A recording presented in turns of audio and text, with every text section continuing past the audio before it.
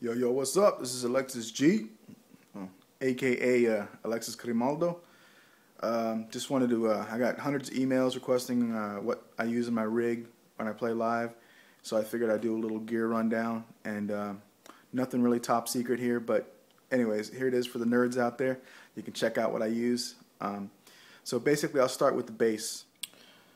Here's the bass I use. It's a late 70s vintage Guild B302 bass, which you may notice it is not really that original. I found it at Goodwill and it was in pretty bad shape and painted really bad, so I went ahead and refinished it with gunstock oil, just kind of natural because it had a nice ash body.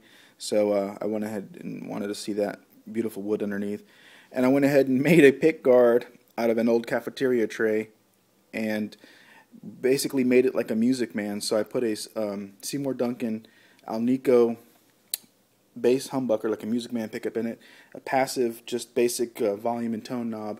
I have a little switch here for series or parallel, an old USA PV bridge. The bass is pretty cool. It's lightweight, and I think it's cool because it's got a multi-piece neck on it, and it's set neck, which is kind of cool. You know, it's had a rough life, so it's not the prettiest thing you ever saw, but it sounds killer. It plays awesome, and that's what I basically use now. I used to use a '60s P bass live, but I kind of got paranoid about bringing that out and playing for drunk people every night, and so I ended up just retiring it, and this is my working bass now. Next up, I give you my pedal board, and it's just a pretty basic little pedal board. It just enables me to have a lot of control and different sounds especially when I go to do a solo or something like that. And in that case, in my band, we tend to do solos a lot just because things happen. People break strings or, you know, things like that. So here's my pedal board. Alright, it basically starts out with either my guitar going directly into the envelope follower here, the DOD. It is a FX25B.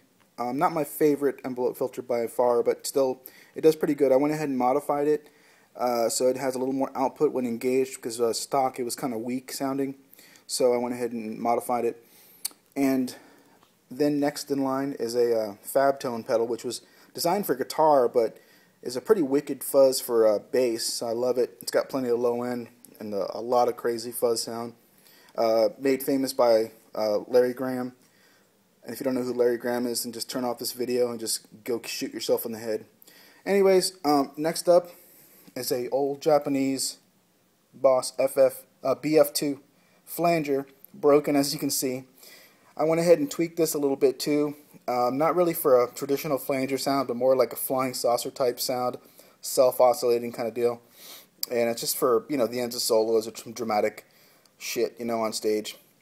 And then next up is a Sans Amp Bass Driver DI, and I initially got this because I wanted it as a backup. If my amp ever went down live, I could just go out of here, and this is basically a preamp, and go right into the PA system and have control right there from the pedal. Now it's basically set not to really boost my signal or anything. I have it right now to where it just adds a lot of overdrive and kind of makes it sound like a more distorted kind of rockin' bass tone, not so clean.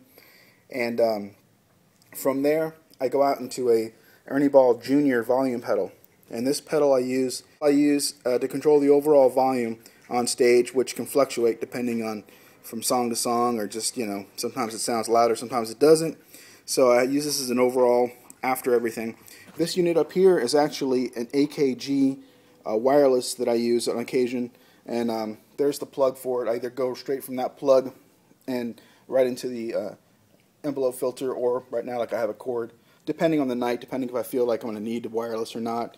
I like to be plugged in directly, so it's kind of it's better for my tone that way, but sometimes it's nice to have the freedom to be walking around. Okay, next up we have my preamp and my power amp, basically amplifier section of the rig, so here we go. So basically, the cable that comes out of the volume pedal from the pedal board goes right in here, and this is a 2-channel preamp that I built.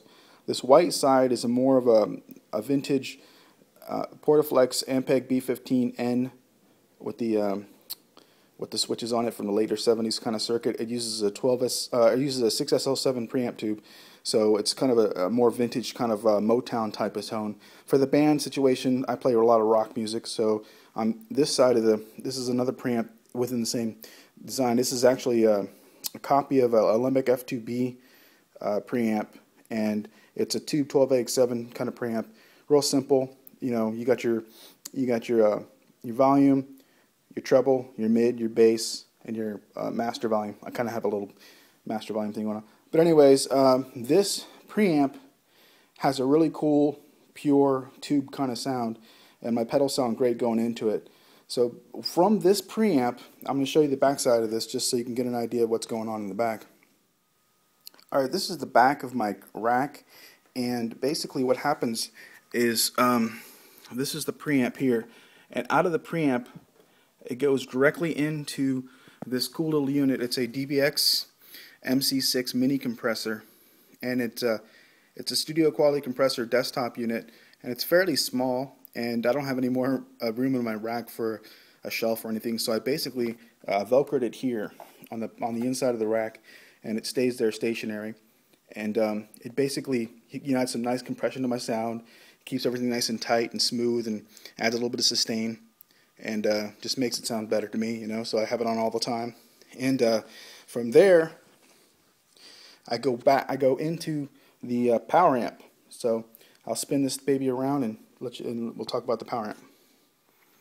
Alright, now we're back on the front of the rack, and this is an old, I believe 1993 Trace Elliot RA600 bass power amp. It's kind of a stereo amp. There's two separate amps inside of it, each 300 watts at 4 ohms. So the cabinet I'm using right now, it's rated at 400 watts at 4 ohms. So I only use one side. I only use this side, and I don't want to blow anything. It's really loud, and I could also bridge mono it to have 600 watts of power if needed. So I could run two cabinets or a big 810 SVT if I needed to. But I love the old Trace Elliot stuff made in England. It's just built really well, and I'm a big fan.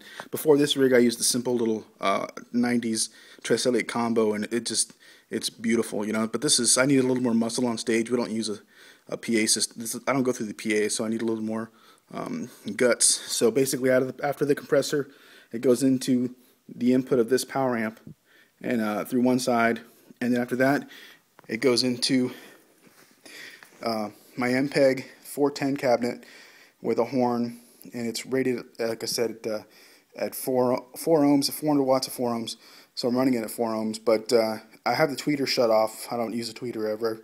I don't need that kind of high end. So and it's ported, so it gets a nice low end sound, and it's pretty cool, compact little rig, And that's basically it, man. That's what I use. And if you guys want to come out and check out my band, we're rocking on 6th Street, every Monday at Chuggin' Monkey, and every Wednesday at Dizzy Rooster, so you can hear this beast in person. And alright, I hope you guys enjoyed watching. Later.